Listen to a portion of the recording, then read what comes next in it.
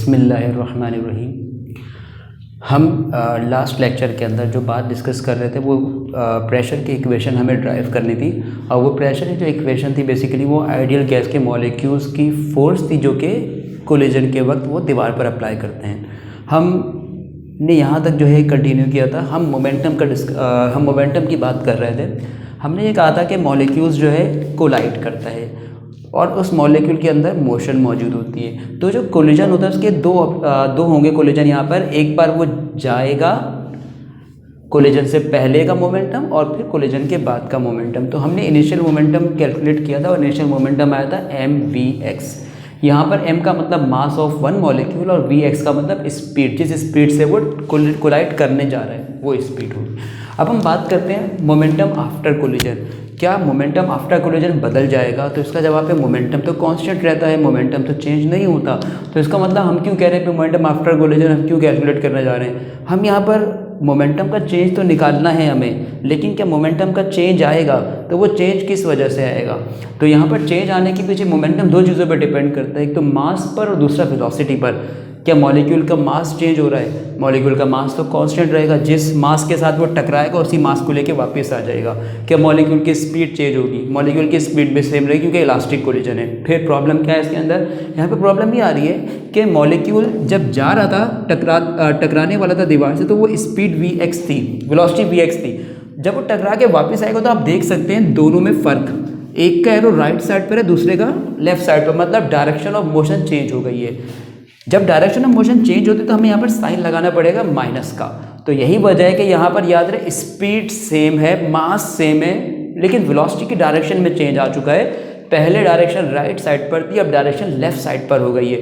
यानी before collision उसकी अगर वेलोसिटी हम vx मान रहे हैं तो आफ्टर कोलिजन हमें क्या माननी पड़ेगी? उसकी वेलोसिटी माइनस vx। तो अब हम जब आफ्टर कोलिजन फॉर्मूला लिखते हैं मोमेंटम का, तो आफ्टर कोलिजन मोमेंटम का फॉर्मूला कुछ ये होता है, pf is equal to m minus का vx लिख रहे हैं हम। और माइनस लिखने के पीछे वजह क्या है? तो माइनस के पीछे वजह ये है क्योंकि यहाँ पर डायरेक्शन रिवर्स हो चुकी है। बाउंसिंग के बाद, टकराने के बाद जब वो बाउंस बैक करता है तो उसकी डायरेक्शन चेंज हो जाती है, इसलिए हम माइनस का साइन यहाँ पर अप्लाई कर रहे हैं। तो स्पीड के साथ माइनस लगा दी हमने, तो pf हमें मिल जाएगा, ये प्लस है और ये माइनस है, तो प्लस माइनस माइनस mvx। तो इस तरीके से हमने इनिशियल मोमेंटम भी निकाल लिया, फाइनल भी निकाल लिया। लेकिन हम मोमेंटम क्यों निकाल रहे थे? ताकि हम फोर्स को डिटरमिन कर सकें। तो फोर्स को डिटरमिन करने के लिए मोमेंटम का चेंज मालूम करना पड़ेगा, और चेंज मालूम करने का तरीका क्या होता है? तो अगर मुझे मालूम करना हो चेंज ऑफ मोमेंटम का चेंज कितना आया, तो मोमेंटम का चेंज मालूम करने का तरीका ये होता है कि delta p is equals to, delta का मतलब ही होता है यहाँ पर हम चेंज कैलकुलेट कर रहे हैं, और किसका चेंज निकाल रहे हैं? मोमेंटम का चेंज। तो मोमेंटम का चेंज मालूम करने का तरीका, किसी भी क्वांटिटी में चेंज निकाल रहा हो तो फाइनल माइनस इनिशियल कर देते हैं हम। तो यहाँ पर भी हमने फाइनल मोमेंटम में से इनिशियल मोमेंटम को माइनस करा दिया, यानी pf में से pi को हमने माइनस कराना है। अब pf की वैल्यूज हमारे पास क्या है? तो pf है माइनस mvx, pi की वैल्यू क्या है? mvx। तो हम इन वैल्यूज को यहाँ पर सब्स्टिट्यूट कर देते हैं। Momentum change is equal to pf equal है माइनस mvx और pi इक्वल है mvx, जैसे कि आप देख सकते हैं ऊपर। अब इन दोनों वैल्यूज़ को हम जब ऐड करते हैं तो ये भी -1, ये भी -1, माइनस का 1 mvx माइनस का 1 mvx, तो ये हो जाएगा माइनस का 2 mvx। तो ये तो हमने मोमेंटम का चेंज मालूम कर लिया। अब इस मोमेंटम के चेंज के बाद हमें टाइम को डिटरमिन करना है, यानी मोमेंटम बदल रहा है, तो मोमेंटम जब बदलेगा तो कितने टाइम के बाद बदलेगा। ऐसा तो नहीं कि वक्त ना लगे मोमेंटम चेंज हो, तो पॉसिबल नहीं है।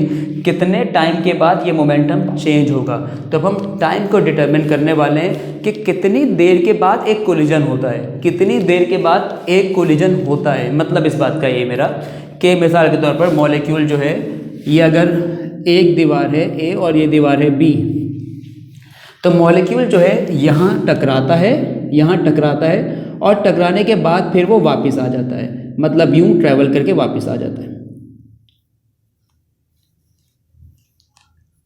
वापस आया ट्रैवल कर, उसके बाद फिर वो जो है यानी A से टकराया, टकराने के बाद B की तरफ आ गया। अब B पे रुकता नहीं है, B से दोबारा टकराएगा, और टकराने के बाद फिर वो किस तरफ आ जाएगा? फिर वो आ जाएगा A की तरफ। यानी ए से टकरा के बी पर गया, बी से टकराने के बाद वापस ए पर आया। तो हम बेसिकली इसी टाइम की बात करने जा रहे हैं कि कितनी देर के बाद अगला कोलिजन होगा, मॉलिक्यूल कब ए से टकराएगा, अगला कोलिजन, एक कोलिजन का टाइम क्या होगा।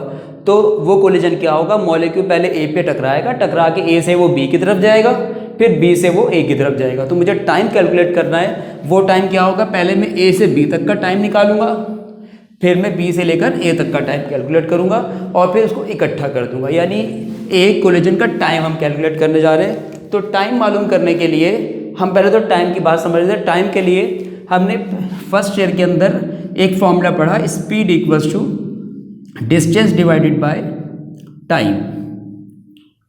अगर मुझे स्पीड पता करनी है तो स्पीड मालूम करने का फॉर्मूला होता है डिस्टेंस डिवाइड बाय टाइम।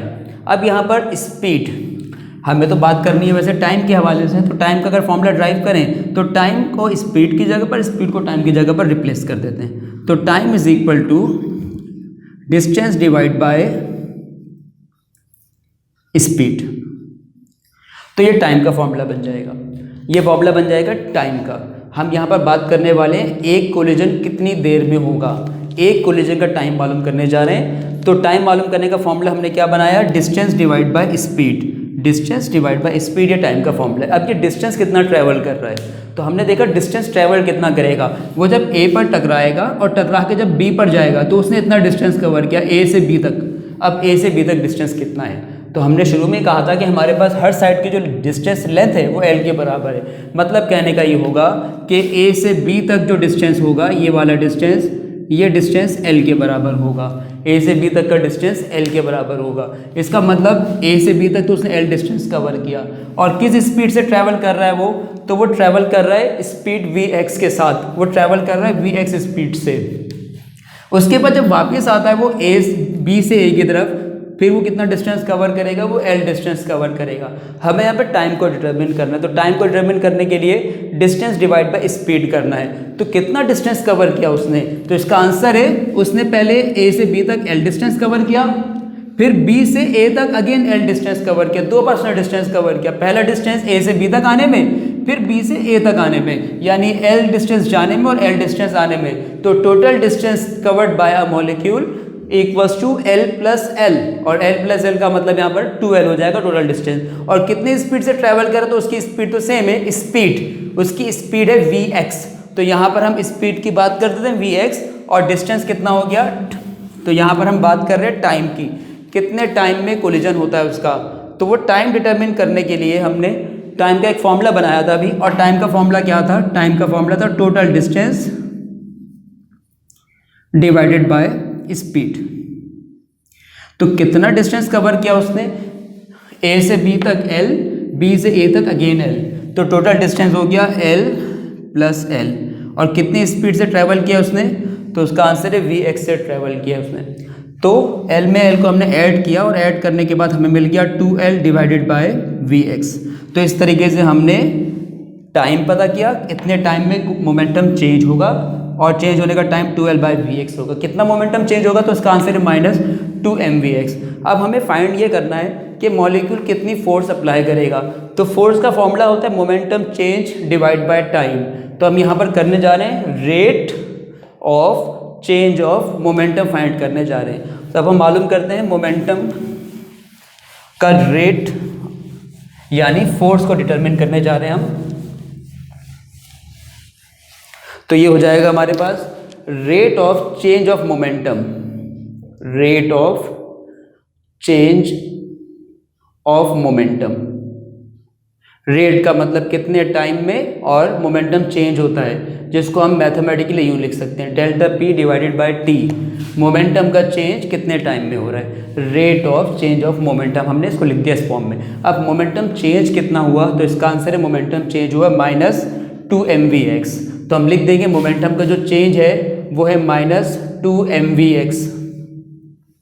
कितने टाइम में चेंज हो रहा है, तो इसका आंसर है वो चेंज हो रहा है 2l divided by vx time में। तो हम यहाँ लिखेंगे स्पीड की जगह पर लिख देंगे हम, टाइम की जगह पर लिख देंगे हम, टाइम के जो हमने एक्सप्रेशन निकाला था वो था 2l divided by vx, 2l divided by vx।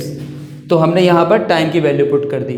अब इसके बाद हम देख रहे हैं कि यहाँ पर 2 और 2 सेम है तो हमने कैंसिल कर दिया, 2 को 2 से हमने कैंसिल कर दिया। अब कैंसिल करने के बाद रह क्या गया हमारे पास, देखिए Vx डिवाइड में लिखा हुआ है, डिवाइड फिर डिवाइड, इसका मतलब ये जो Vx से ये ऊपर वाली वैल्यू से मल्टीप्लाई हो जाएगा, तो हमें मिल जाएगा -mvx² divide by L. 2 bar Vx आ गया ना, एक बार Vx पहले से था, एक Vx जो डिवाइड था ऊपर आ गया, इस Vx से मल्टीप्लाई हो गया। तो ये हमने मालूम कर लिया rate of change of momentum. और rate of change of momentum Newton second law के मुताबिक, न्यूटन सेकंड लॉ के मुताबिक जब हम बात करते हैं तो न्यूटन्स सेकंड लॉ के हवाले से rate of change of momentum को कहा जाता है force exerted by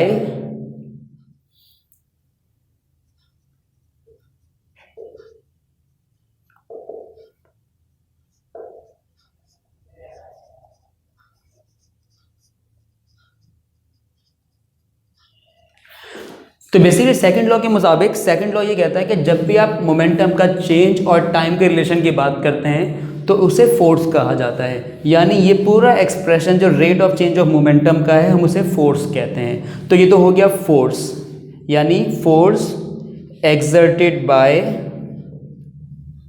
wall on a molecule. जबकि rate of change of momentum हमने कितना फाइंड किया था, तो rate of change of momentum हमने फाइंड किया था -mv² डिवाइड बाय एल। तो हम यहाँ लिख देंगे -mv² डिवाइड बाय एल। तो ये तो हो गया हमारे पास फोर्स।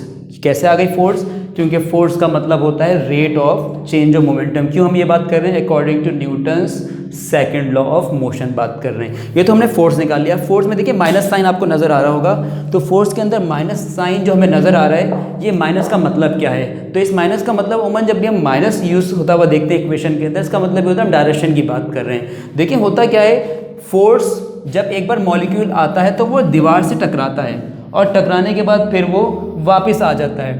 पहले मॉलिक्यूल टकराएगा दीवार से, टकराने के बाद फिर वापस आ जाएगा। इसका मतलब यहाँ पे कोलिजन जो होता है, पहले मॉलिक्यूल दीवार से टकराता है, यानी मॉलिक्यूल फोर्स अप्लाई करता है दीवार पर, उसके बाद दीवार क्या करती है, मॉलिक्यूल को रिएक्शन के तौर पे वापस धकेल देती है।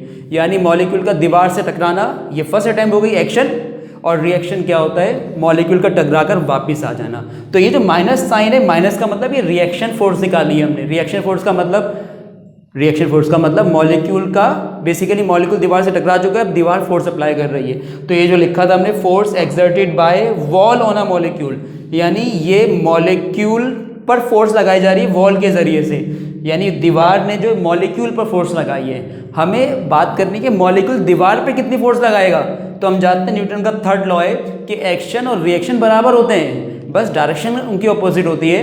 तो जितनी फोर्स दीवार मॉलिक्यूल पर लगा रही है, उतनी ही फोर्स मॉलिक्यूल दीवार पर भी लगाएगा। फर्क किस बात का आएगा, फर्क आएगा माइनस साइन हमें नहीं लिखना, तो हम यहाँ से माइनस साइन को हटा देंगे। यहाँ से माइनस साइन को हटाने की वजह क्या होगी, हमें फोर्स निकालनी है मॉलिक्यूल की, कि मॉलिक्यूल दीवार पे कितनी फोर्स अप्लाई कर रहा है। तो हम यहाँ लिख देंगे force exerted bye molecule on wall. तो देखिए वही आंसर लिखेंगे जो यहाँ है, बस फर्क इतना है कि हम लगा देंगे plus mv² divide by L. ये हो गई रिएक्शन फोर्स और ये हो गई एक्शन फोर्स। अब इंशाल्लाह इस लेक्चर को जो है नेक्स्ट में कंटिन्यू करेंगे अपनी नेक्स्ट क्लास के अंदर।